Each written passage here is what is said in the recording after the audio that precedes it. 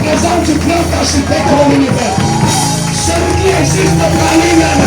Celui qui n'a jamais été créé, mais qui a créé toutes choses. Merci.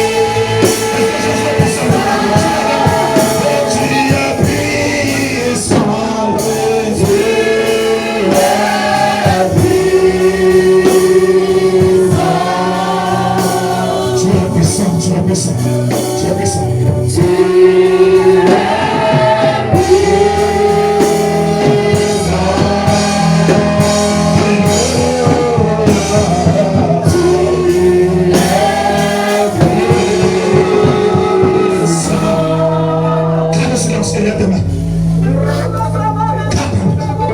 Nous ne servons pas un Dieu mort. Lève tes mains. Tu n'as plus à prier. Ce Seigneur est heureux. Il est content de ton adoration. Lève tes mains. La Shekinah de Dieu, la présence de Maranatha, l'onction mancha, à la grâce mancha, est venue ce matin pour fortifier les faibles, pour relever les opprimés. C'est le souverain. Sur la terre, sous la terre, dans les trois dimensions, que tout genou fléchit, que ton langue confesse que toi, Jésus, le roi des rois, tu es Seigneur. Alors nous acclamons ta Seigneurie et nous établissons ton autorité pleinement au milieu de nous. Est-ce que tu peux acclamer en puissant un cri de joie, un cri de triomphe pour cette saison, afin de te faire du bien. Si tu peux me donner ton amen. Amen. Et je crois fermement que sa grâce envers nous, mon épouse et moi, n'a pas été en vain. Et son choix souverain prouve, bien-aimé, sa puissance avec le temps. Est-ce que tu peux acclamer Jésus pour son choix souverain?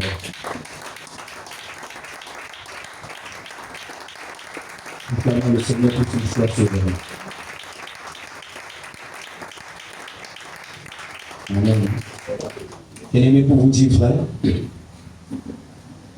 quand j'examine la tâche qui nous a été confiée, la responsabilité qui nous a été confiée par Dieu, je me sens infiniment petit. Je vous le dis en vrai, je me sens infiniment petit. Quand j'examine le cahier de charges qui nous a été déployé, je me rends compte qu'il n'y a que le divin qui peut faire ce genre de choses. Voilà pourquoi me tenir devant vous, c'est toujours un challenge. C'est toujours un défi que je relève. Et ce Dieu me fortifie. Voilà pourquoi je prie toujours qu'il se sert de moi pour te communiquer quelque chose. Parce que je suis vraiment convaincu que c'est de par ma chair, de par mon sang, il n'y a rien de bon que toi. Alléluia. Alors rapidement, nous allons passer à notre message. Ce que Dieu a mis dans mon cœur de partager avec toi ce matin est intitulé « L'essence de la vie, véritable victoire en Christ ». L'essence de la véritable victoire en Jésus-Christ. J'aime toujours les sermons thématiques parce que ça permet d'avoir une ligne claire de là où on va. Ça donne un résumé en une phrase de la pensée exacte du Père. Alors, s'il arrive qu'on perd de vue, bon, quand on se gare en cours de route, tu retiendras au moins ce terme. L'essence véritable, l'essence de la véritable victoire en Jésus-Christ. C'est notre thème d'aujourd'hui. Dans la prière des disciples, il y a cette partie qui dit « Donne-nous aujourd'hui notre pain de ce jour ». L'être humain étant essentiellement spirituel, nous devons comprendre que nous avons besoin aussi de manger, et cette fois-ci de la nourriture spirituelle. Sans consommer la nourriture spirituelle, tu ne pourras jamais résister aux pressions charnelles ou aux exigences du sang. Voilà pourquoi nous nous rassemblons pour écouter le Saint-Esprit, pour recevoir la nourriture spirituelle, la parole de Dieu. Pas la parole en tant que lettre, pas la parole en tant que grammaire, mais la parole en tant que réma, c'est-à-dire la révélation. C'est cette révélation qui procure la vie. Voilà pourquoi il est écrit la révélation de ta parole est claire. Pas la parole est claire. J'ai dit quoi? Quoi? La révélation. La révélation. Tu peux lire, mémoriser tous les textes bibliques. Genèse, Apocalypse, sans la révélation, tu seras vide. Tu seras comment? Voilà pourquoi Dieu prend les fers. Les docteurs, il prend des écoliers, des étudiants, ceux-là qui n'ont même pas fréquenté, il les utilise. Il donne un petit verset et puis il ouvre ses yeux. Quelqu'un me donne un amen. Ainsi s'accomplit ce qui est écrit. Dieu n'a-t-il pas convaincu de folie la sagesse des sages? Si les hommes, par leur philosophie, par leur science exacte, telle qu'ils le disent, n'ont pas pu reconnaître le Fils du Dieu très haut, Dieu n'a-t-il pas convaincu de folie la science, la philosophie, la sagesse humaine? Je suis déjà en train de partir. Voilà pourquoi Paul, apôtre, quand il arrive à Corinthe, le berceau de la science, de la philosophie, de la sagesse, dit à ces personnes qui étaient remplies d'intelligence, ce n'est pas avec une supériorité de sagesse que je suis venu vous annoncer le témoignage de Dieu, car je n'ai pas eu pensée de savoir au milieu de vous autre chose que Jésus-Christ et Jésus-Christ crucifié. Et ma parole et ma prédication ne reposaient pas sur des discours persuasifs de la sagesse humaine, mais sur une démonstration d'esprit et de puissance. Dis à ton voisin que la parole de Dieu, c'est la puissance. Tu n'as pas bien parlé. Si quelque part tu entres et il n'y a pas la puissance, sort. Dis à ton voisin, notre Dieu est un Dieu de puissance. Comment pouvez-vous qualifier quelqu'un qui a créé le monde par la parole? On ne dit pas qu'il a rassemblé une armée. Il dit un mot. La chose fait comment? Il l'ordonne. Ça fait comment? Ça s'accomplit. Dit les hommes ne peuvent jamais créer. Ils peuvent fabriquer, mais ils ne peuvent pas créer. Parce que celui qui crée,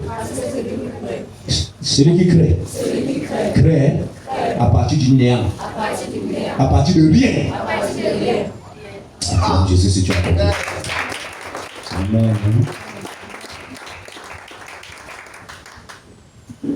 Et bien, quand nous abordons les Écritures, quand nous abordons la Bible, surtout dans l'Ancienne Alliance, il est fort de constater que chaque fois que le peuple de Dieu était en difficulté, Dieu suscitait toujours un héros, un prince, pour les arracher au pouvoir des tyrans, pour les délivrer, ou encore pour les consoler, pour les approvisionner. Quelqu'un me donne un amen? Dieu suscitait toujours un homme au milieu d'eux pour les arracher du danger, pour leur donner la victoire. Alléluia. Quand ce peuple criait, quand ce peuple élevait la voix et demandait le secours de l'Éternel, le Seigneur les arrachait du pouvoir d'une armée ou encore d'une coalition d'armées de l'adversaire. Alléluia. Mais par contre, quand le Messie arrive, son peuple de race est sous le joug romain, sous la domination romaine. Et ils ont faim, ils ont soif de la liberté. Ils attendaient un Messie politique qui viendrait arracher, je l'ai souvent dit, l'autorité à leurs oppresseurs pour les conférer en quelque sorte une certaine liberté, le pouvoir, l'indépendance, une certaine liberté. Mais chose surprenante, quand le Messie arrive, il ne fait de cela aucun cas. Son discours sera autre chose. Surprise! son peuple va le rejeter parce qu'il ne le comprend pas. Ils ne comprennent pas. D'aucuns prendront même le courage de venir la nuit le rencontrer. Seigneur, tel que nous voyons, nous savons que tu es un docteur venant de qui? De Dieu. Car personne ne peut faire ce que tu fais là, si Dieu ne t'a pas envoyé. Jésus va discerner quelle est sa pensée. Va lui dire, je suis venu te dire que bien que tu aies des diplômes de doctorat, que tu aies étudié à la Sorbonne, que tu aies étudié je ne sais où, mais si tu n'es né de nouveau, tu ne peux faire comment? Voir le royaume des cieux. Si tu n'es né tôt et d'esprit, tu ne peux faire comment? Entrer dans le royaume des cieux. Il dit, mon Dieu, moi j'ai étudié dans la cour de Gamaliel. Moi j'étais parmi les principaux du Saint-André. Je fais partie des scribes, des docteurs privilégiés d'Israël. Mais qu'est-ce que tu veux me dire par là? Dois-je entrer dans le sein de ma mère? Pourquoi on m'accouche de nouveau? Jésus est surpris. Pourtant tu es docteur en Israël et des petites choses comme ça, tu ne connais même pas. Est-ce qu'on peut avancer, bien aimé? Donne-moi ton meilleur amen. J'aime ton silence comme ça veut dire que tu m'écoutes attentivement. Alléluia. Il ne comprenait pas. Il ne comprenait pas. Le Seigneur était en train de la faire comprendre. Quand longtemps vous avez combattu, ce n'était pas la première fois que l'Éternel a arraché Israël au pouvoir de l'adversaire. Quelqu'un me donne un amen? Ils sont allés à Babylone, Dieu les a ramenés. On peut voir la bataille contre Madian, la bataille contre les Philistins. Dieu a toujours suscité quelqu'un pour les délivrer, mais ils ne comprenaient pas.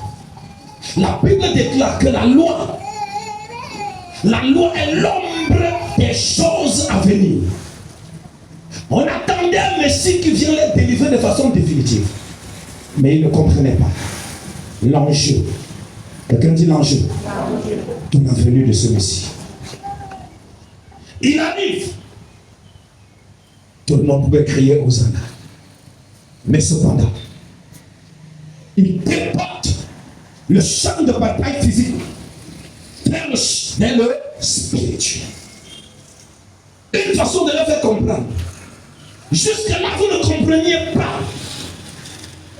Comme même si je te libère aujourd'hui de l'emprise de Madian, demain, les Maolites, les Moabites, les chrétiens viendront encore te combattre. Je suis le Messie, le Fils du Dieu vivant. Je suis venu pour mettre fin à la guerre. Alors je t'informe que depuis les temps anciens, cette guerre-là, cette bataille-là n'est pas physique. Les hommes ne sont que des moyens, des instruments. La guerre est spirituelle. Amen. La guerre est spirituelle. La Bible dit l'homme spirituel juge de tout et n'est jugé lui-même par personne. Il est dans sa patrie. Les hommes et femmes ne le comprennent pas.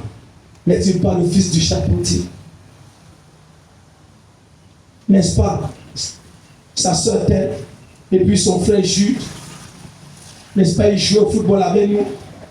N'est-ce pas? Il riait partout avec nous. Il mangeait la même nourriture que nous. Il courait partout. Il jouait dans la boue avec nous. Je sais. Dis Dieu est bon. C'est la même chose. Plusieurs ont faim. Plusieurs ont soif. Plusieurs aujourd'hui ont besoin de beaucoup de choses. Mais ils se tournent vers des humains. C'est à cause de tel. C'est à cause de tel. D'un tel autre. Que ma situation est comme ça. Tourne-toi déjà à ton voisin. Si tu veux. Continue à avoir des hommes derrière ton problème. Acclamons le nom de Dieu.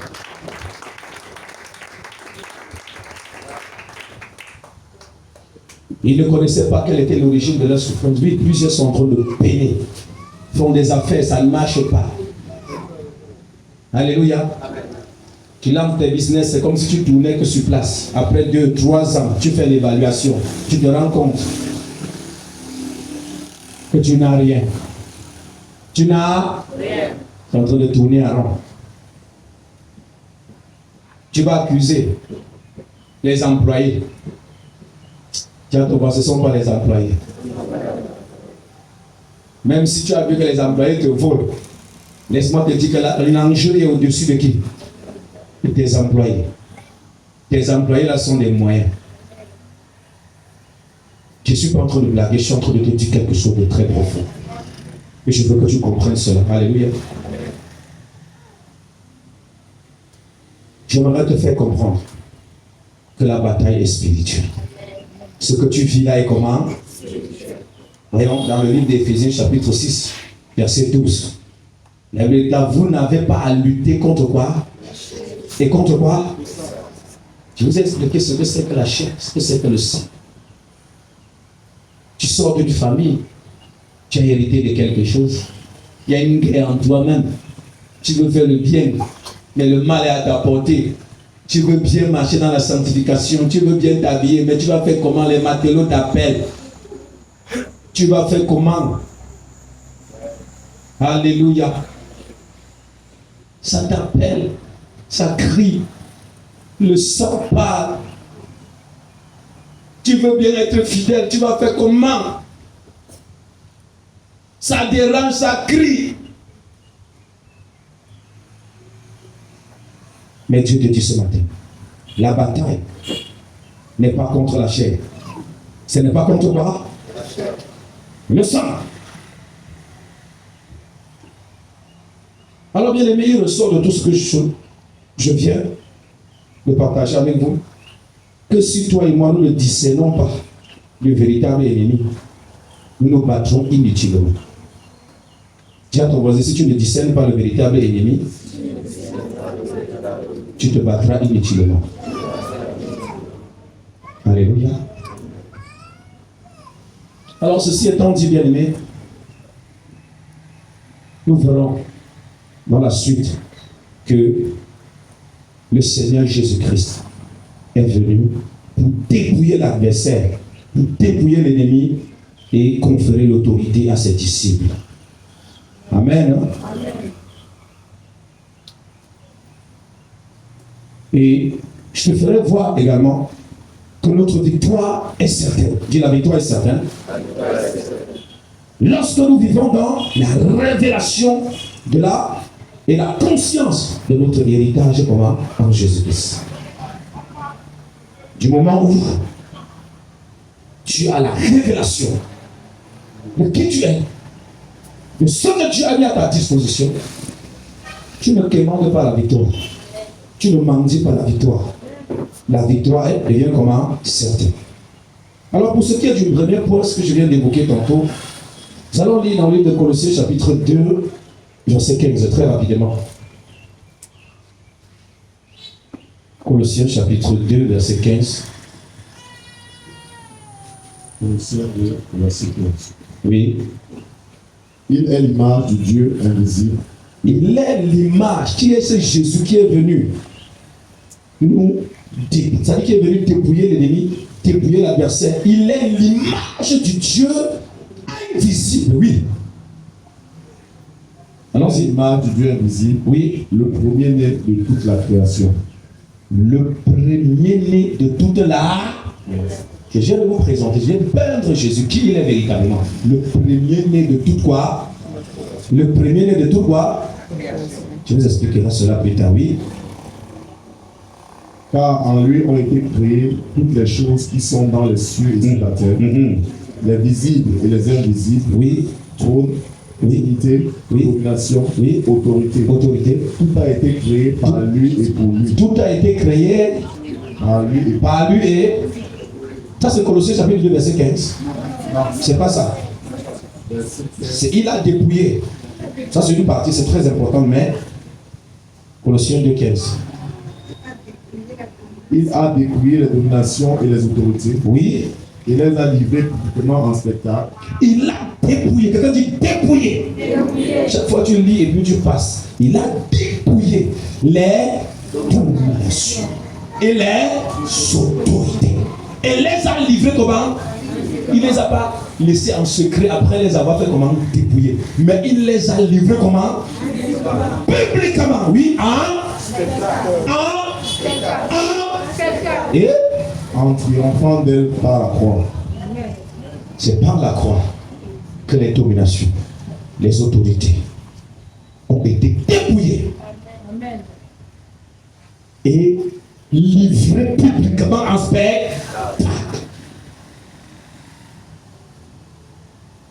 C'est par la croix.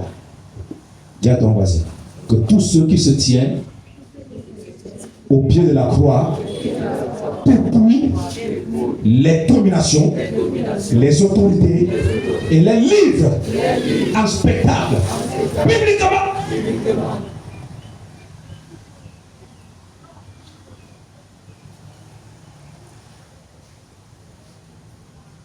Alléluia. Il y a un mot là qui est très important et qui sont dépouillés. Il a fait comment? Dépouillé. En fait, en grec, ce mot signifie enlever les armes. Dis enlever les armes. Dis priver de tout pouvoir. Alors, si on remplace priver de tout pouvoir et on relit ce texte, ça dira quoi? Il a privé de tout pouvoir les dominations et les autorités. Il les a livrés publiquement en spectacle, en triomphant d'elle par la croix. Amen. Et si on remplace par il a enlevé les armes, ça dit quoi?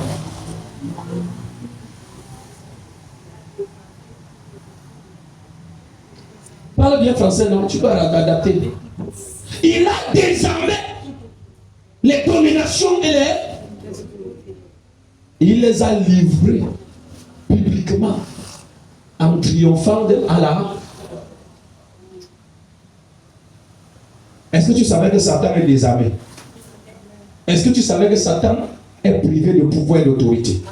Non. Dans ta tête, là, quand tu vois comment il agit, tu crois qu'il est puissant. Je te dis qu'il n'est pas puissant.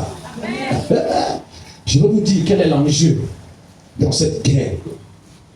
Dis avant Jésus, Satan était puissant. Mais après le passage de Jésus, il a été dépouillé, désarmé, dépourvu de pouvoir. Écris ça. Et puis tu arrives à la maison, tu dis, je veux que ça pénètre ton cœur, que tu comprennes vraiment la profondeur de ce qu'il en est vraiment. Donc Satan a été désarmé, bien aimé. À la croix. Il a été dépouillé à la croix. Satan n'a plus d'autorité.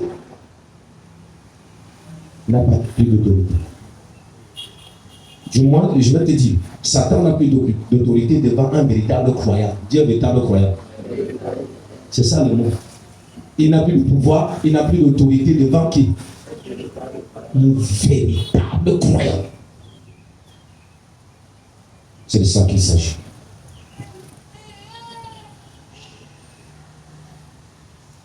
Le Seigneur lui a privé de tout ce qui faisait sa force. Amen. Ça, c'est une réalité positionnelle. C'est une réalité positionnelle, bien aimé. Et quand je parle de réalité positionnelle, c'est un fait. Il n'y a pas de débat là-dessus. Satan est dépouillé. J'aimerais vous faire comprendre quelque chose. Vous allez me poser la question de savoir, mais comment il est dépouillé? Il est toujours en train de déranger les gens. Et les gens ne dorment pas. Amen. Ce que je vais vous expliquer. Écoutez-moi très bien. Tous ceux qui étaient en Israël, sur la terre d'Israël, qu'ils le veulent ou pas, étaient sous la domination de qui? De Rome. Tant que tu étais sur la terre d'Israël, tu étais sous la domination de qui? La domination de qui? La domination de qui? La Bible déclare que Christ est l'inauguration de la nouvelle ère. Sachez-le, écoutez, le message est un peu solide, excusez-moi, amen. Mais je suis obligé de vous parler. Que le Seigneur marche ça pour t'aider à digérer, amen. Tout ce qui était en Israël, ça a été sous la domination de qui? De Rome. Que vous le voulez ou pas, que vous soyez étranger, dès que vos pieds se posaient en terre d'Israël, vous étiez sous l'autorité de qui? Personne ne pouvait échapper. Donne-moi un amen. Rome représente le pouvoir et l'autorité maléfique. exercée sur le peuple d'Israël. Une manière de présenter l'armée physique de l'adversaire. Parce que c'est paradoxal pour un peuple de Dieu d'être assujetti par l'adversaire. Quelqu'un me donne un amen. Hein? Maintenant, je dis, Rome représente le monde. Quelqu'un dit le monde. Le pouvoir mondain.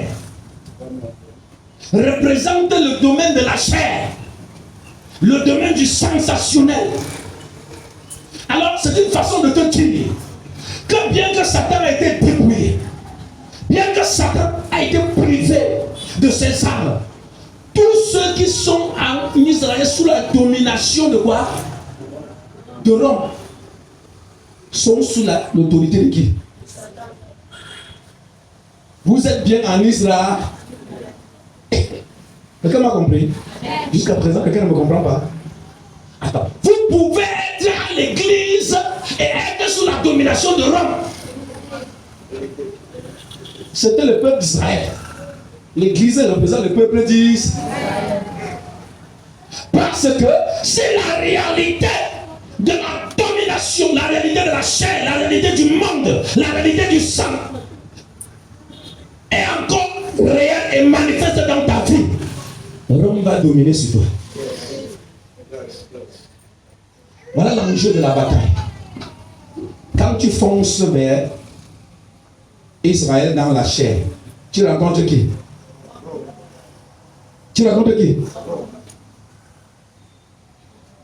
Mais la Bible nous présente une nouvelle alliance. Voilà pourquoi Jésus, quand il vient, il n'a pas besoin d'aller combattre qui? L'armée romaine. Mais il n'a pas celui qui commande. Pas seulement l'armée romaine, parce que le Rome n'était pas la seule puissance à cette époque. Une façon de vous parler. Donc, il s'attaque à celui qui domine sur tous les puissants du monde. Et sa bataille n'était pas physique. Sa bataille était donc spirituelle. Et quand il a dépouillé, il a désarmé, il a pris de pouvoir ces autorités qui contrôlaient le royaume de la paix, il a dit maintenant venez, venez et recevez maintenant l'autorité. Recevez le pouvoir, recevez cette domination. Pour les imposer, les discipliner. Ce n'est plus Jésus qui combat Satan aujourd'hui. J'aimerais annoncer à quelqu'un que Satan était dépouillé. Mais celui qui doit rappeler à Satan son droit, c'est toi.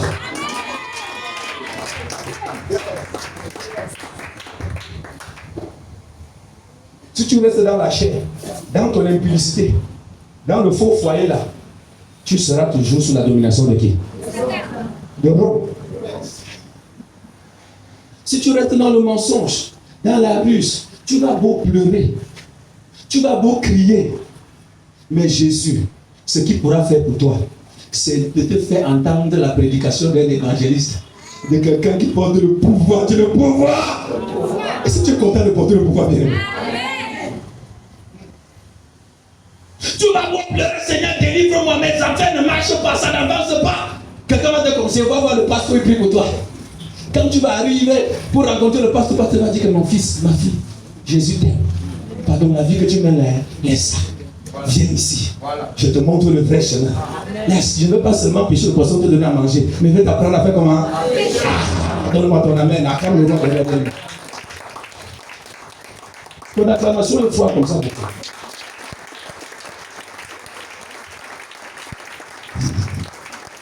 Amen. Donne-moi ton amen. Bien-aimé, celui qui t'aime te donne le travail. Il ne te donne pas l'argent. Il te donne quoi? Le travail. Ton travail là, ça peut te donner 5 millions, 10 millions. Mais ce n'est pas facile que moi, ils sont 5 millions pour te donner. Hein? Est-ce que vous comprenez ça, bien-aimé? Acclame le roi. Et je te dis la vérité. Tu vas dire que le pasteur est chic. Je ne suis pas chic. C'est la réalité. Amen. Hein? Amen. On peut même t'humilier à cause de 10 000. Hein? On fait comment? Alors que si tu travailles, tu vas avoir même plus. Acclame le roi des rois.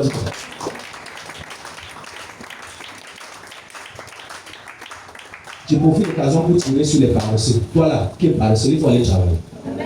Arrête de mentir. La Bible dit que mon serviteur ne fera pas quoi? Ne mangera pas son pain. Amen. Hein? C'est une parenthèse. Il faut aimer travailler. Il faut travailler. Ne sois pas paresseux. Alléluia. Le fait que tu entends de Dieu ne t'empêche pas de faire comment? Travailler. À moins que tu aies reçu une instruction particulière du Saint-Esprit. Pendant que tu attends ton investiture, tu es là, tu m'en dis, tu souilles Jésus. Ça doit s'arrêter. Amen. Hein? Ce que tu trouves de faire, qui soit juste, fais-le. Amen. Hein? Laisse d'abord tes diplômes là. Si tu as trouvé un parfum à faire, fais-moi les parfums là d'abord en attendant. Amen. Hein? Si ton ami t'appelle le matin, allez au chantier. Va. D'abord au chantier là-bas. Peut-être la connexion, ça va se passer où? Qu'est-ce que tu en sais? Acclamons le roi de Dieu. Quelqu'un met quelqu'un derrière qui? Là, c'est de ça qu'il s'agit. Depuis que tu pries, que tu attends que Jésus vienne te donner l'argent, depuis que tu vois les yasses d'argent à ton oreille, depuis que tu te réveilles, tu as remboursé combien? Tu dors, tu rêves, tu vois les yasses d'argent. Amen. Hein? Tu te réveilles même dans le rêve, tu vois que ta vie a changé. Mais quand tu te réveilles dans la réalité, tu te rends compte que tu n'es nulle part. Viens, vas-y, va travailler. Dis que les yasses d'argent que tu as vu là, ça va venir dans le travail. Acclamons le roi de Dieu. C'est une parenthèse. Alléluia. Donc, je suis en train de vous faire comprendre que tant que tu vis dans la chair, tant que tu vis par le sang, tant que le péché te plaît, vous allez dire que dans cette église, si on parle de péché, vous voulez que je parle de quoi? Vous voulez que je parle de quoi? Qui ne connaît pas sa vie ici? Tu as besoin qu'on te renseigne par rapport à ce que tu fais. Toi-même, tu maîtrises tes dégâts. Toi, tu découvres. Tu ne vois pas comme tout le monde est sain ici. Quand on sort là, c'est compliqué tellement. Alléluia. C'est compliqué, il faut que je te le dise. Chacun, tu trouves quelqu'un dans son lieu de salut, tu es dépassé. Ce n'est pas la plaisanterie. Parce que dans là, dehors, c'est la guerre. C'est quoi? C'est les jeunes de mon frère. Mais nous nous battons par les armes de qui? De l'ennemi. Viens, je t'enseigne les armes du royaume des cieux. Avec ces armes-là, tu vas dépasser. Tu vas vaincre. Tu vas remporter sur des terrains hostiles des victoires extraordinaires. Quelqu'un me donne son amen. Ce n'est pas une folklore, c'est une réalité. Vous voulez qu'on vous parle de quoi? Tant que tu es dans le péché, la manipulation, le mensonge, la ruse, l'hypocrisie, vol, tu ne pourras jamais remporter la victoire sur ton adversaire. Parce que c'est son champ. Et ça, ce sont ses armes. Il utilise ces armes pour te débrouiller. Et comme me donne un amen.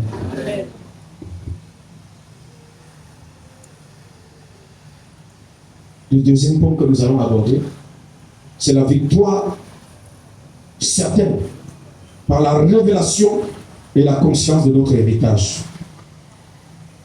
Tu peux écrire que la victoire est certaine dans la révélation et la conscience de notre héritage. Et nous lisons rapidement Éphésiens chapitre 1er, versets 11 à 14. Éphésiens chapitre 1er, versets 1 à 14. Suis rapidement, suis avec moi. Oui. Allons-y rapidement. Paul, apôtre de Jésus-Christ, Paul, apôtre de Jésus-Christ, par la volonté de Dieu, par la volonté de Dieu, aux saints qui sont à Éphèse et aux fidèles en Jésus-Christ. oui, Que la grâce et la paix vous soient données de la part de Dieu, notre Père et du Seigneur que Jésus-Christ. la grâce et la paix soient données, oui. Béni soit Dieu, Béni soit Dieu, le Père de notre Seigneur Jésus-Christ, le Père de notre Seigneur qui Jésus-Christ. nous a bénis de toutes sortes de bénédictions spirituelles Oui. dans les lieux célestes. Il nous a bénis de toutes sortes de bénédictions spirituelles dans les lieux comment? Oui. En lui, Dieu nous a élus avant la fondation du monde. Il nous a élus. Dis à ton voisin que tu as été élu par Dieu avant la fondation du monde. Dis à ton voisin que tu n'es pas le fruit du hasard. Dis tu n'es pas venu accompagner les gens sur la terre. Si tu as compris ça, ça me fera plaisir. Oui, continuons. Pour que nous soyons saints et irrépréhensibles devant Dieu nous a prédestinés à être comment? À être comment? Voilà pourquoi je vais toujours te parler de la sanctification. C'est ce à quoi nous avons été appelés. Allons-y.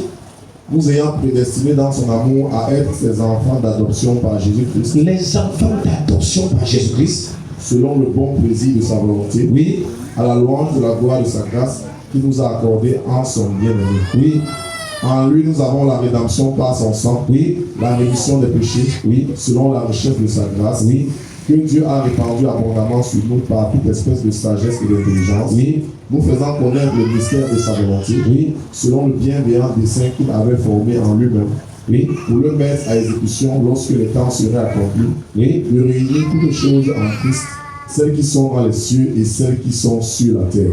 Amen. Il y a l'espace qui, en lui, nous avons été faits héritiers.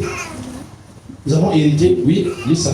En lui, nous sommes aussi devenus héritiers, Oui, ayant été prédestinés suivant la résolution de celui qui opère toutes choses, oui, d'après le conseil de sa volonté, oui, afin que nous servions à la louange de sa gloire, oui. nous qui d'avance avons espéré en Christ. Amen. Lis chapitre 1, verset 13. En lui, C'est Éphésiens, Éphésiens, chapitre 1, verset 16. Verset 13. Oui, lis. en lui, Oui. vous aussi, après avoir entendu la parole de la vérité, Oui, l'évangile de votre salut, l'évangile de votre salut. en lui vous avez cru, En lui, vous avez cru. et vous avez été scellés du Saint-Esprit qui avait été Vous avez été scellés du Saint-Esprit qui avait été promis, oui, lequel est le gage de notre héritage, sous un gage. Lequel est le gage de notre héritage. Oui, pour la rédemption de ceux que Dieu s'est acquis à la gloire, à la louange de sa gloire. amen. Ce texte est tellement profond, on peut enseigner ça pendant 3 jours. En lui, nous avons reçu l'Esprit, qui est le gage. Quelqu'un dit le gage. En fait, quand tu vois ce mot gage là, ça te dit vraiment rien, mais en grec d'origine, vous devez savoir que l'Ancien Testament a été écrit en hébreu et quelques textes en araméen, et que le Nouveau Testament a été écrit en grec en principe. Amen. Hein? Alors, le mot gage là signifie escompte. Quelqu'un dit escompte. Dis escompte. Le premier versement de notre héritage comment? Éternel, de notre héritage céleste. Est-ce que tu savais que le Saint-Esprit est c'est-à-dire le premier versement de ce qui t'attend dans le ciel? Je vais attirer ton attention. Nous sommes en train de toi qui es certain dans la révélation et dans la conscience de notre héritage. Une façon de te dire que tu dois être conscient de l'héritage qui t'attend où? Le ciel. Si tu n'es pas conscient, Satan est très bien conscient de ce qui t'attend. Si à jamais tu l'échappes, quelqu'un me donne un amen. Et je parle, tu ne comprends pas. Tu dois être conscient. Tu ne dois pas combattre comme un aveugle. C'est dangereux de combattre comme un aveugle. Tu dois être conscient de ce que le Père a mis à ta disposition, de ce que tu as et de ce que tu es véritablement. Le fait que tu as des batailles sur le plan terrestre ne signifie pas que tu n'as pas une autorité sur le plan spirituel. Tu dois connaître quelle est ta position, à quel niveau tu te situes dans le règne spirituel. Dans cette assurance, bien aimé, tu ne combattras plus comme un homme ordinaire. Tu comprendras que tu es une personne hautement surnaturelle et que Dieu compte sur toi pour régler le compte de son ennemi Satan. Alors quand tu chasses un démon, Jésus a chassé un démon quelque part. Quand tu guéris un malade, c'est Jésus qui a fait comment? C'est ce qui se passe. Nous sommes les membres de son corps, nous sommes intégrés en lui. Sur la terre, ce n'est pas la tête qui travaille. Sur la terre, ce sont les mains, les pieds. Donne-moi ton amen. Alors tu es la main de Jésus sur la terre. La Bible l'appelle la tête pensante. Je dis la tête pensante. Tout ce que ta main fait là, c'est ta tête qui conçoit d'abord. Quelqu'un me donne un amen. Alors le Saint-Esprit se présente comme étant le gage. Et en ce qui concerne sa valeur, la valeur du Saint-Esprit est inestimable. Mais figurez-vous que ce Saint-Esprit est l'escompte, le premier versement. Quoi?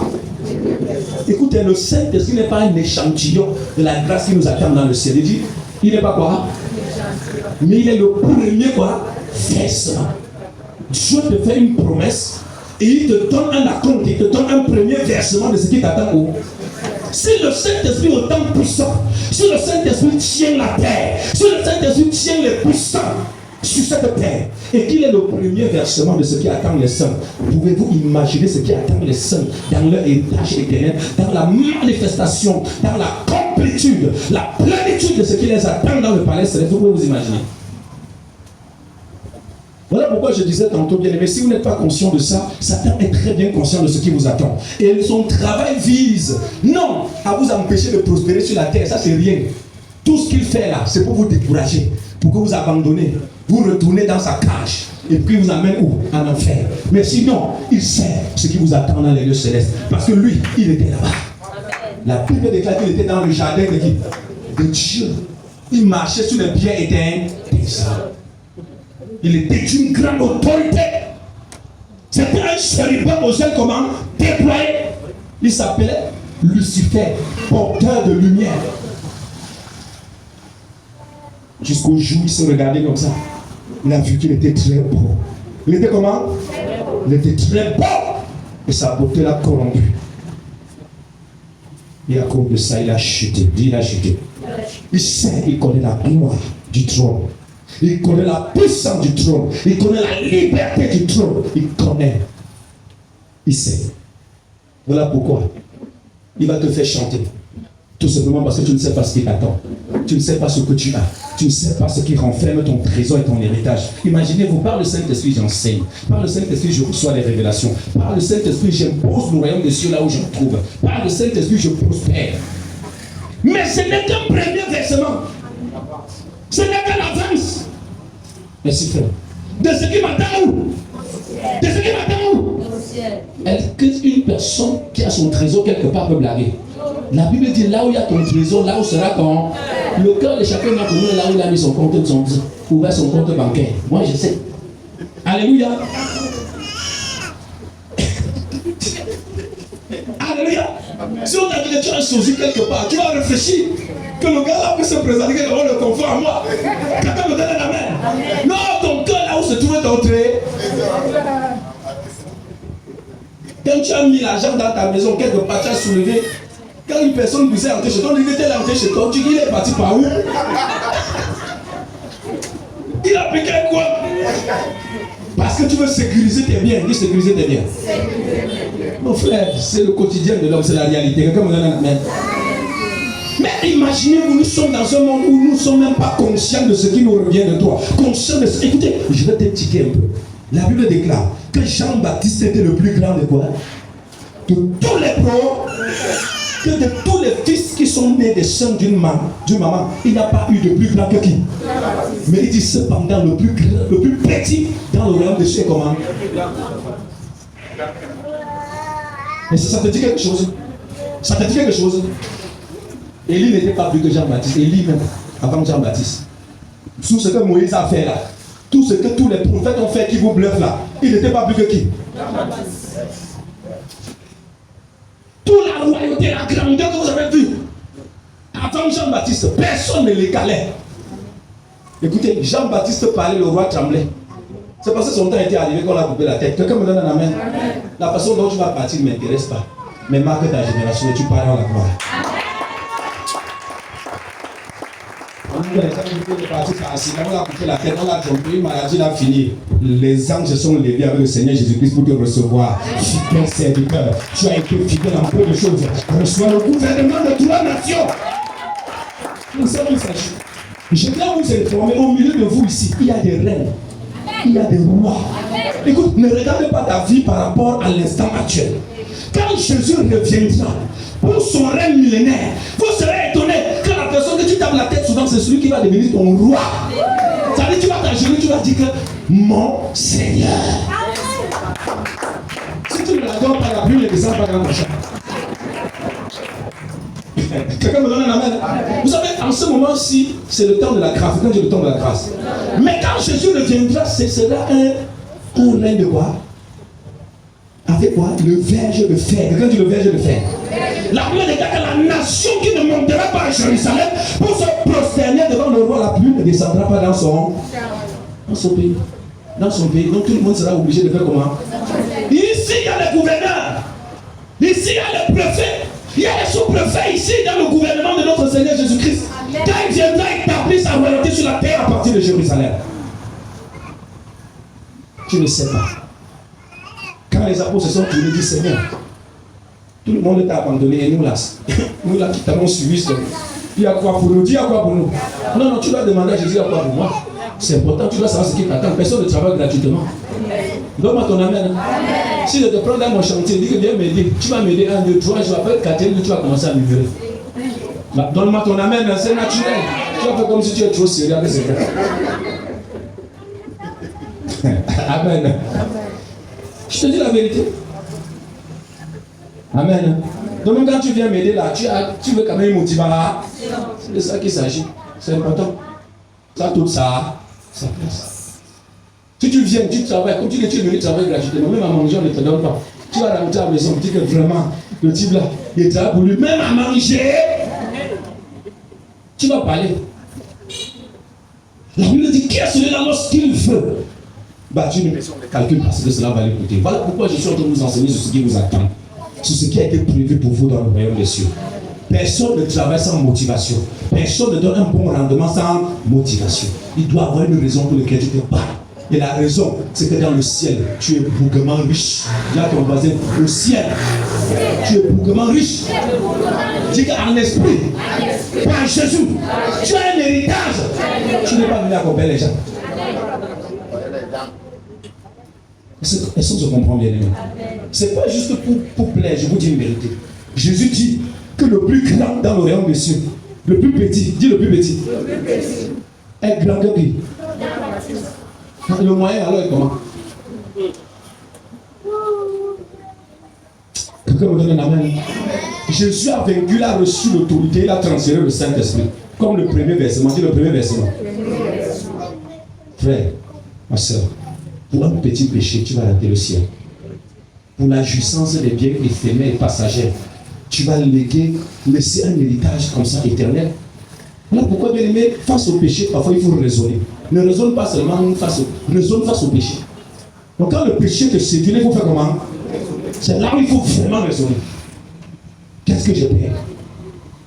Bien aimé, vous savez, dans ce monde-ci, il faut faire le choix. Le choix ultime. Il faut faire le choix. Tu ne peux pas plaisanter avec ce qui te tue, avec ce qui te détruit. Le Seigneur t'aime, certes, mais Dieu attend ce que tu acceptes de payer le prix du changement. Le prix du changement. D'accepter de faire avec lui. Tu vas abandonner si ça, on va se moquer de toi, certes, mais crois-moi, les personnes qui se moquent de toi aujourd'hui, demain viendront te demander conseil. Pourquoi? Parce qu'on sait que tu es différent d'eux. Quelqu'un me donne son amen. Vous savez, quand quelqu'un vous traite pasteur, on vous traite pas de maman, papa, pasteur, on te traite partout. Écoute, quand les gens là sont bloqués, ils viennent chercher les conseils où? Ceci prouve que tu es plus riche, que tu es plus précieux. Quelqu'un me donne un amen. Parce que tu es digne de confiance. Tout le monde est corrompu. Moi, c'est moi que quelque part, il y a quelqu'un qui est encore comment? Sérieux. Sérieux. Alléluia. Ce que je viens de vous faire comprendre, c'est que la sanctification n'est pas une négociation. Si vous comprenez l'enjeu de la bataille sur le plan spirituel, vous ne ferez pas ces choses comme ça. Le péché vous saisira par le dos, pas en face. Non, pas en face. Il y a même des péchés qu'il faut fuir. On demande de faire comment? Tu fuis. Pour préserver ta dignité, pour préserver ton autorité sur le plan spirituel, pour ne pas te laisser faire comment? T'embrouiller. Écoutez bien, mais le fait que vous ne manquez pas, vous faites des affaires, ça ne marche pas. Ce n'est pas parce que physiquement vous n'avez pas de capacité, vous n'avez pas de talent, qu'on n'avez pas mis tout ce qu'il faut. C'est que sur le plan spirituel, il y a une guerre, il y a une bataille, il y a quelque chose qui ne va pas. Amen. Il y a quelque chose qui ne va pas. Qui fait en sorte que vos efforts sont réduits à un néant. Vous allez voir qu'on va prier pour certains ici. Ils étaient dans un foyer, après ils sont sortis du foyer partis. Ils ne veulent plus de cet homme. Il ne plaît plus, de ça. Ah, alléluia. Les batailles se lèvent dans le foyer. Et puis le jour où on prie pour toi, tu vas entendre un esprit qui dit qu'il ne peut jamais se marier. Il peut faire comment? Mais pourtant, quand tu es sorti là, c'est ton mari qui était problématique. Quand tu es sorti là, c'est ta femme qui était comment? Problématique. Elle a un sale caractère. Elle était comme ça, elle était comme ça, elle était comme ça. C'est ça que tu as gardé dans ta vie. Et Satan est fier. Il s'assoit dessus. Il développe encore la haine dans ton cœur. Très bien. Il fait en sorte que quand tu vas affronter le prochain dossier, tu auras encore l'image de l'ancien dossier. Et là, maintenant, tu es en état de sécurité. Dis sécurité. Tu vas mettre le bouclier. La personne va fabriquer n'importe quelle stratégie. Va dire que je connais ça. J'ai déjà vu ça quelque part. Donc tu ne veux pas monter plus que ça. Viens ici. Quelqu'un me donne un amen. C'est comme ça qu'on garde le cœur des gens. Tu es allé avec Pierre, Pierre t'a tété. Tu es allé avec Paul, il t'a tété. Tu es allé voir, je ne sais pas, Sylvain, Sylvain t'a maltraité. Il t'a, je ne sais pas comment. Quand tu sors de là, tu es bien façonné, bien éduqué, bien transformé, bien affermi. Quand tu rencontres maintenant Christian, un homme doux, qui ne veut que ton bien, tout ce qu'il fait, je connais la finalité. Tu n'es pas différent. Tu es comme les autres. Alléluia. Même les garde-fous. Alléluia. Je t'aime. Ah, pardon, laisse-moi dire ça. C'est le premier je t'aime que je ressens. Si vous voyez un peu ça, bien aimé, la personne met ses gars parce que Satan a réussi à détruire l'amour de cette personne, à déconstruire cette personne. Ce n'est pas la blague, bien aimé. On a beaucoup de vieilles femmes là-bas, on appelle les vieilles filles. Les vieilles filles, ce sont des femmes qui sont incapables d'aimer vrai. Parce que l'amour a été comment? Blessé. On a des hommes ici qui ne croient pas qu'une femme aime. Alléluia. Donc quand tu toques sa porte, quand tu arrives là, il te dit ton transport c'est quoi? Tu ne comprends pas, il est en train de te payer, dis donc. Il est en train de te payer tes services. Acclame le roi des rois. Quand on prend le téléphone, on dit que bon, rejoins-moi à tel endroit, manger un poisson. Le plaisir de se voir et de manger un poisson. Après, on te glisse un 5 000, 10 000. Tu crois que tu es arrivé, tu n'es nulle part. Tu n'es nulle part. Ça, c'est juste le salaire qu'on te donne. Il n'y a pas l'amour dedans. Sinon, dans le cœur de cet homme-là, aucune femme n'aime. Et si vous comprenez comment Satan détruit, bien aimé, je suis en train de vous expliquer un phénomène. C'est quand tu arrives dans le Seigneur que le Seigneur recouvre ces blessures-là. Vous allez voir qu'on appelle une personne ici. Il y a des problèmes dans ta vie. Mais tant que tu n'as pas ouvert ton cœur, dis non. C'est à cause des chrétiens, c'est à cause que j'ai fait comme ça. Tu ne seras jamais guéri. Et quand la puissance de Dieu descend, la Bible dit Jésus est venu guérir ceux qui avaient le cœur comment ici. Toi, la personne éclate, la personne pleure. Pourquoi? À cause des blessures émotionnelles. La personne va être guérie. Ne pense pas que dans tes relations, dans tes antécédents, là, il n'y a pas eu de blessures, il y a eu des blessures. Quand on commence avec la réparation, tu vas te rendre compte que tu es malade depuis longtemps. Quelqu'un me donne un amen. Mais une personne qui est en Christ, qui a le Saint-Esprit en lui, qui a le cœur de l'État, elle est capable de digérer. Capable de faire comment? Et de digérer. Et de vraiment digérer. Parfois, tu penses que tu digères alors que tu es en train d'accumuler. Le machin, ce qui va tomber, ça va sortir. La personne va écoper tout ça. Quelqu'un me donne un amen. Tu vas tout déverser ça. Alléluia. Donc vous devez savoir que c'est un comportement que certaines personnes expriment. C'est le résultat de frustration, c'est le résultat des déceptions. C'est la manifestation des blessures émotionnelles. Et c'est une réalité. Et c'est une œuvre maléfique pour détruire le véritable amour qui était dans ton cœur. Pour détruire vraiment la vie de Dieu qui coulait en toi. Est-ce que quelqu'un avec moi, bien aimé?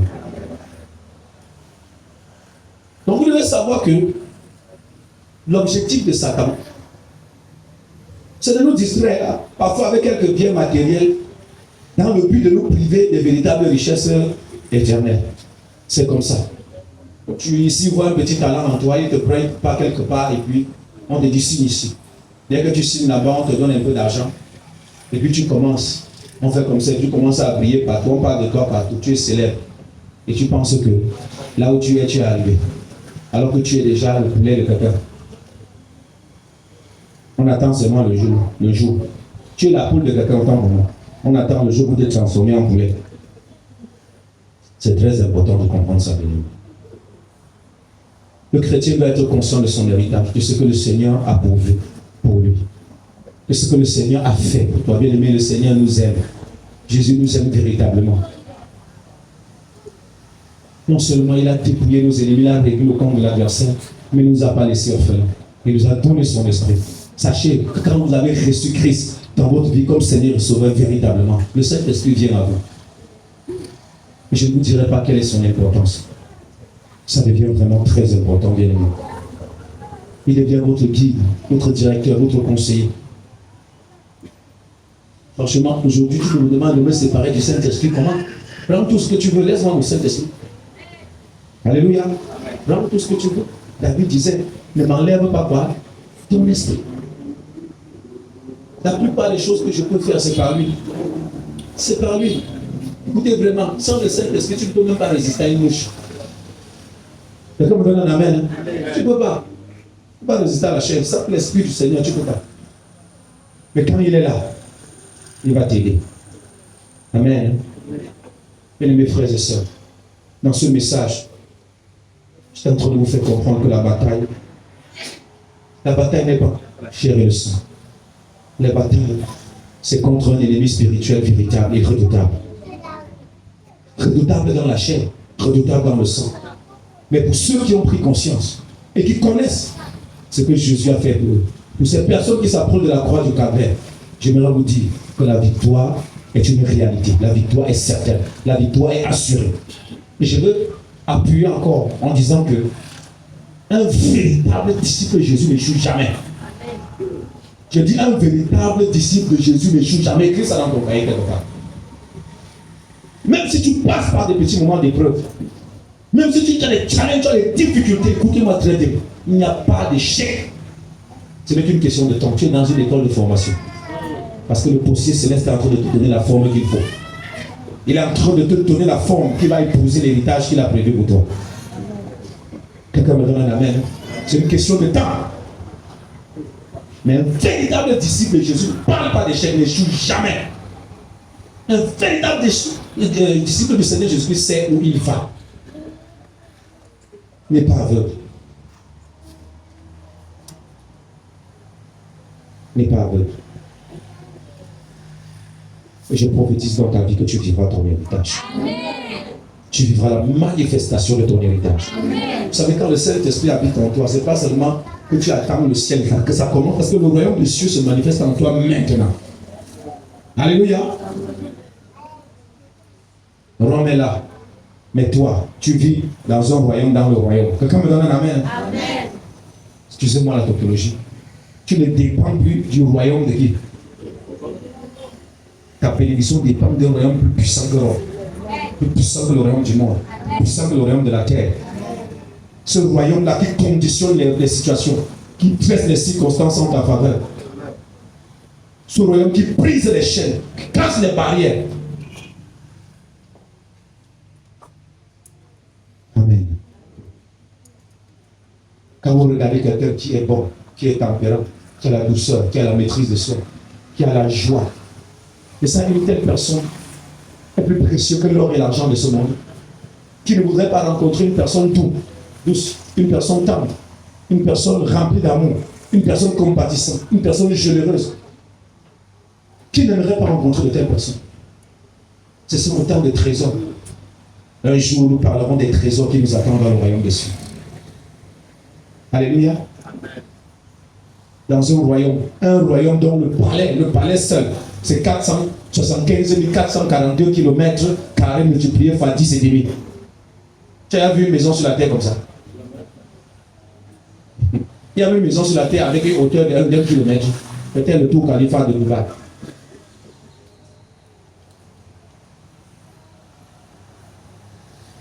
Mais on vous dit que le palais royal du Père, regardez le Cameroun, du nord jusqu'au sud, comme ça 10 fois. Et ce palais est ainsi en hauteur, en longueur et en largeur. C'est là où Dieu habite. Dites-moi, vous allez rater ce genre de royaume? J'ai déjà fait les calculs, moi je t'annonce seulement. Amen. Tu as vu ce genre de maison? C'est la maison, c'est le palais, on ne va pas dire le royaume. Et ce palais est posé sur une montagne qu'on appelle la montagne de Sion. Imaginez-vous la grandeur de la montagne avant d'imaginer une maison qui est 10 fois le Cameroun et demi. En longueur, en largeur et en étage. Vous voyez que ce sont les étages, ce sont les hommes qui ont fabriqué les étages. Nous avons été faits à l'image de qui? Et selon ça, dans les immeubles que tu es en train de bâtir, là, tu ressembles à qui? À ton Dieu. Et lui, Jésus, il habite dans le lieu le plus élevé, dans le dernier étage. Et c'est là où Satan voulait s'asseoir. Je vais un peu te parler du royaume des cieux. Et à ce dernier étage où il habite du côté nord, on appelle ça du côté septentrional. Il y a un trône là-bas, on appelle le trône de sa fille. Quelqu'un dit le trône de sa fille. Imaginez-vous que l'espace là, le premier étage, elle est 10 fois le Cameroun et demi. Imaginez-vous, on dit qu'il y a des myriades, donc 10 milliards d'anges adorent le Seigneur, 10 milliards d'anges. Dis-moi, 10 milliards, la population de toute la terre, c'est combien? à peu près combien? 8 milliards. Et s'il y a 10 milliards dans les autres étages, il y a quoi? Donc ce n'est pas étonnant qu'on voit 2000 démons qui entrent dans... Et 6000 démons qui prennent combien? Et qui entrent dans quelques trousseaux de trousseaux. Il dit que c'est serré dans leur rayon là-bas. Quelqu'un me donne un amen. Notre Dieu est un architecte terrible. Tu rêves le ciel, mon frère. Et les questions que je vais poser à Dieu quand il va arriver au ciel, j'ai déjà préparé ma liste. Alléluia. Parce qu'aucun homme sur la terre, il y a des questions qu'aucun homme sur la terre, même moi, pasteur, ne peut pas te répondre. Tu vas attendre le jour là pour poser à qui? Tu vas d'abord lui dire qui était son père. Qui l'a accouché. Comment quelqu'un peut exister? Il existe toujours, il a toujours existé. Parce que dans ta conception, quelqu'un me donne un amen. Voilà, je disais que tu vas lui poser la question de la Trinité. On dit le Père, le Fils, le même Saint-Esprit qui fait le même Dieu. Ça se fait comment? Tu vas dire à Dieu que Seigneur, comment est-ce que ton seul esprit habite tous les hommes? C'est le même Saint-Esprit qui est en telle personne, le même Saint-Esprit, le même Saint-Esprit. Ça se passe comment? Est-ce que quelqu'un peut être partout à la fois? Est-ce que quelqu'un me comprend bien? Ça nous dépasse. Si la science n'a pas fini d'étudier l'être humain, il n'arrive pas à comprendre la chimie, fonctionnement d'un simple être humain. C'est comprendre le ciel et la terre. Amen. Hein? Il y a beaucoup de choses que vous devez comprendre bien.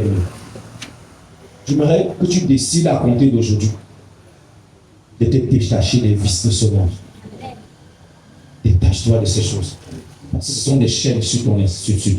Ce sont des chaînes qui t'empêchent de saisir les véritables trésors éternels. Ce sont des chaînes qui t'empêchent d'être vraiment béni. Ce sont des chaînes bien-aimées qui te privent de joie. Saisis l'assurance de ton salut. Sache que tu as un héritage qui t'attend dans les lieux célestes. Tu dois connaître ça.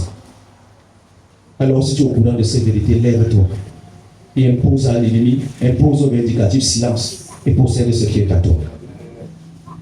Bien-aimé, tu viens d'écouter la parole de Dieu. Tu viens d'écouter la parole de Dieu. J'aimerais te dire, tu n'es pas obligé d'aller en enfer. Tu n'es pas obligé de sécher dans l'obscurité. Aujourd'hui, en écoutant la parole de Dieu, tu peux décider de devenir enfant de Dieu. Tu peux décider de donner ta vie à Jésus en vrai. Ce n'est pas l'histoire qu'on est à l'église. Il y a des qui sont à l'église et n'ont jamais donné leur vie à Jésus. N'ont jamais accepté de laisser la chair et de commencer la marche avec Dieu. Écoutez, moi je vous ai dit la dernière fois, peu importe qui tu es. Quand tu te regardes, tu sens que je n'ai pas la force de laisser ce péché, de laisser tel ou tel péché. Oui, c'est normal. Mais viens, tu vas voir celui qui a la force.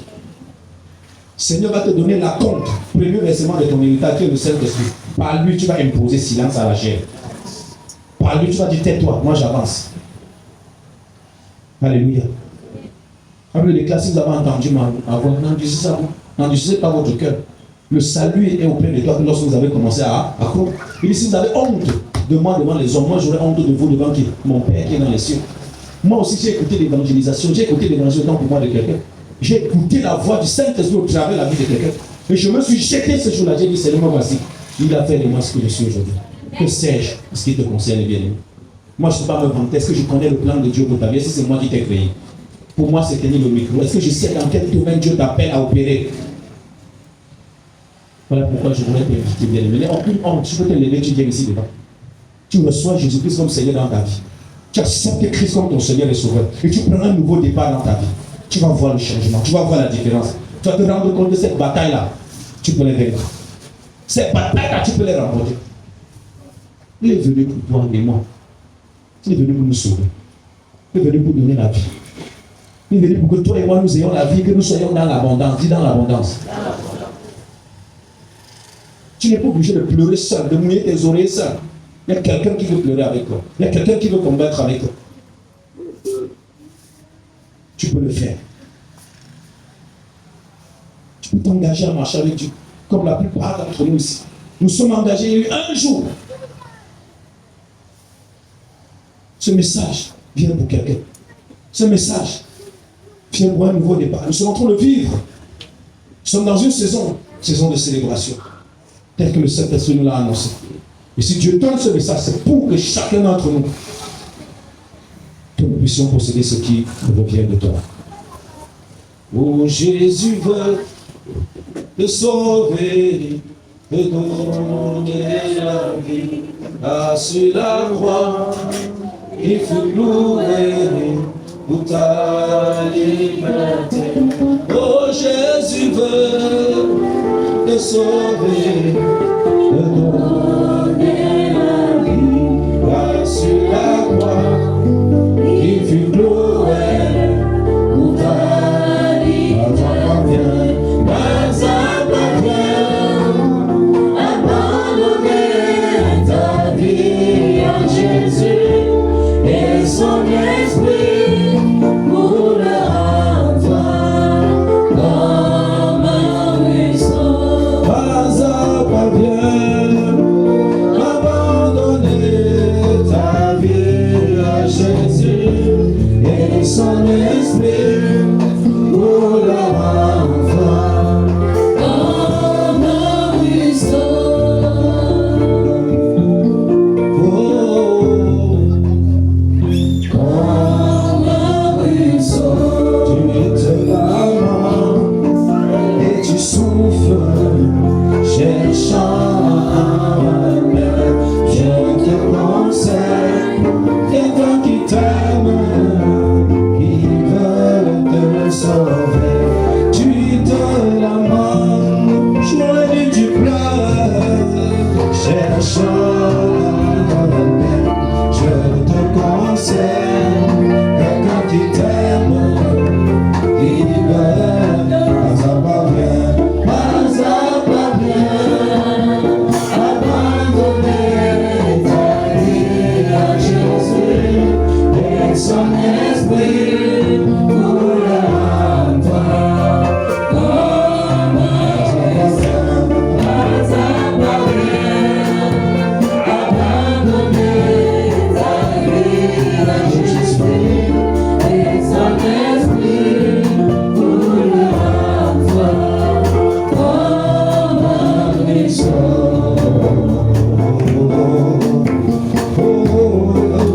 Comme un ruisseau. Comme un ruisseau. Comme un ruisseau. Est-ce que tu peux te mettre debout? Bien-aimé, si c'est pour toi, n'aie aucune honte. Ton Seigneur a les bras ouverts, plein d'amour. Et il t'attend. Il t'attend. N'aie pas peur des regards des hommes. N'aie pas peur des yeux de quelqu'un. C'est un jour spécial pour toi. C'est un moment particulier pour ta vie. C'est un moment important. Mais tu n'as pas la force du lendemain. Tu ne sais pas ce qui peut advenir dans ce jour. Tu n'as aucune garantie de renvoi par ton salut au lendemain. Ne diffère pas ton salut.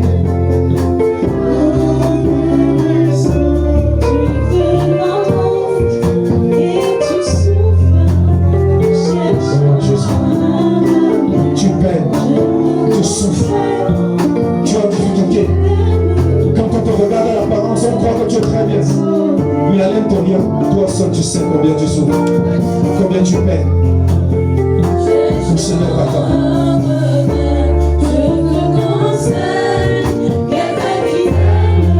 Le Seigneur t'attend. Tu peux faire la paix avec Dieu.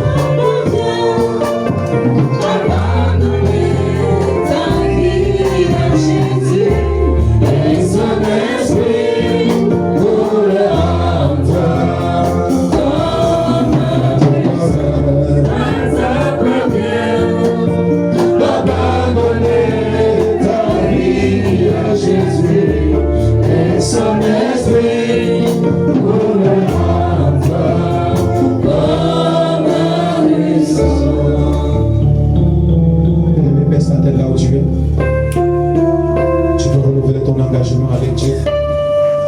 Tu peux aussi accepter Jésus si tu n'as pas eu la force de te présenter là où tu es. Le plus important, c'est qu'en confessant de ta bouche que tu crois dans ton cœur Si tu crois qu'il est mort pour toi, si tu crois qu'il a payé le prix à la croix du calvaire pour que tu sois sauvé, cela se fera. Appelle-moi Seigneur Jésus-Christ. J'ai entendu ta parole.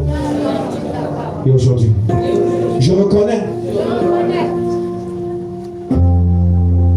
que je...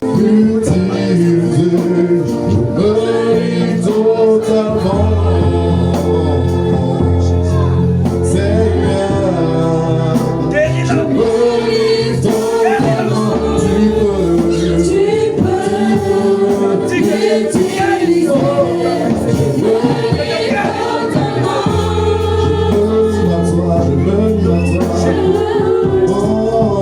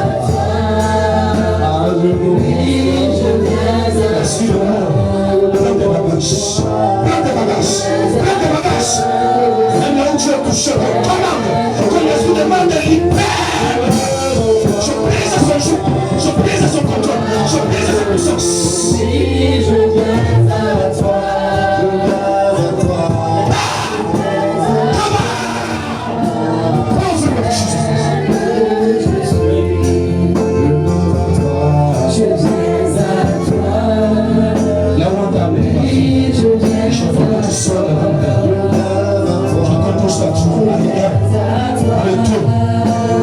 Allez.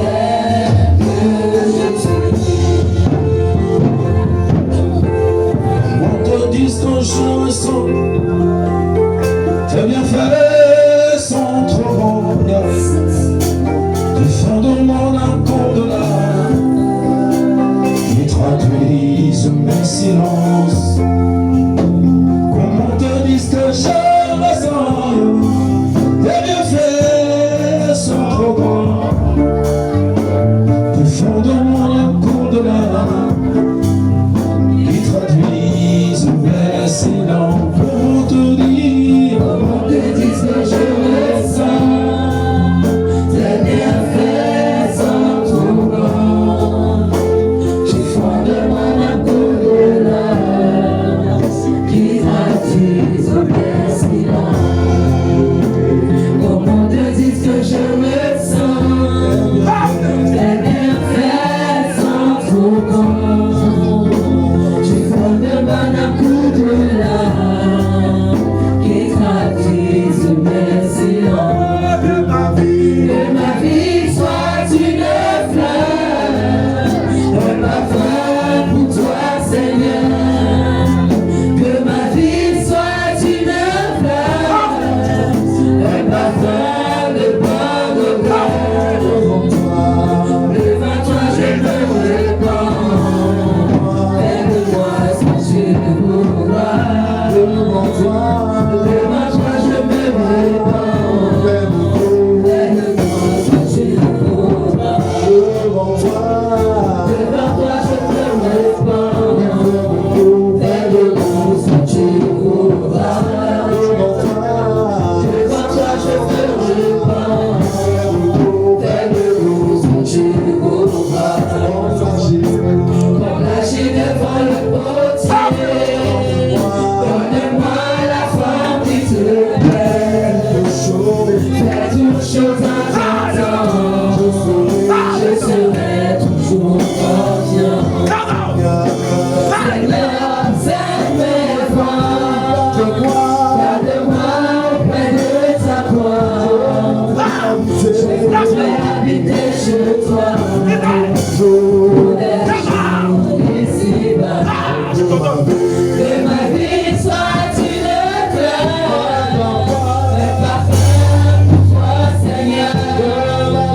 Que ma vie soit une fleur, un parfum de bonne odeur. Devant toi, je me répands. Aide-moi sans tu voudras. Devant toi, je me répands. Aide-moi sans tu voudras. Devant toi, Seigneur. Devant toi, je me répands. Aide-moi sans tu voudras. Devant toi, je me répands. Aide-moi.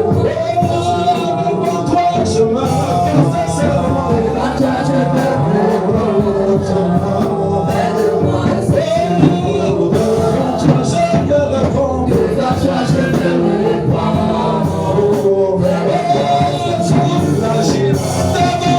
La Chine devant le potier, donne-moi la foi qui te plaît. Je te fais sortir de cette Fais toutes tâche. choses à ton Sors de cette tâche. temps. Sors de Je serai toujours confiant. le fidèle.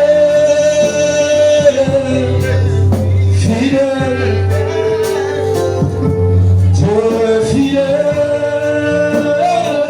Ça va. Fidèle. Parle-moi. Mon Jésus est fidèle. Est-ce qu'il est fidèle? Tu l'as avec moi.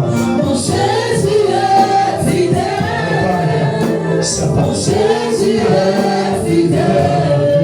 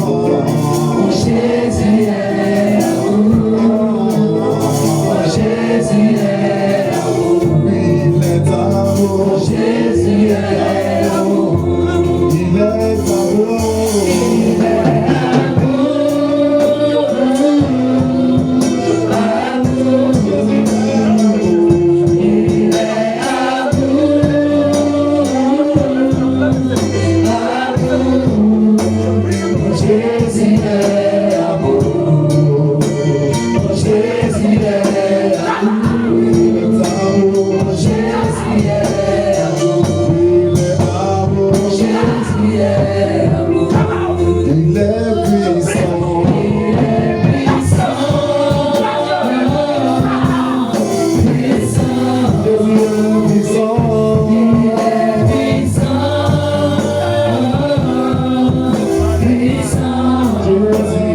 Jésus est puissant. Jésus est puissant.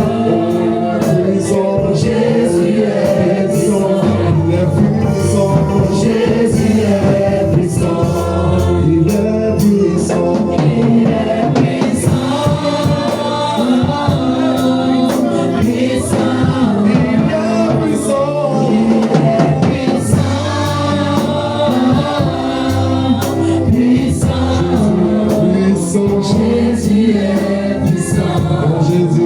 puissant. Jésus est puissant. Jésus est puissant. Jésus est puissant. Jésus est puissant. Jésus est puissant. Il est amour.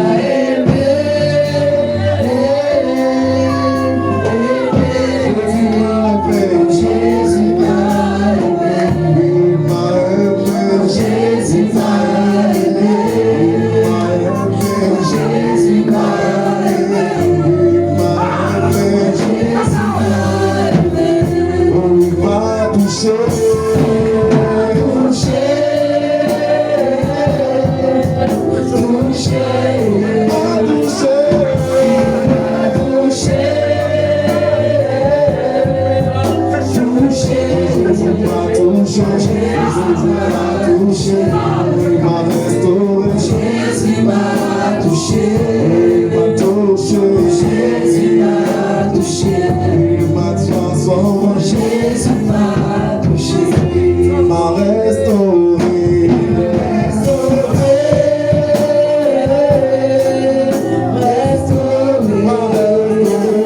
Il m'a restauré.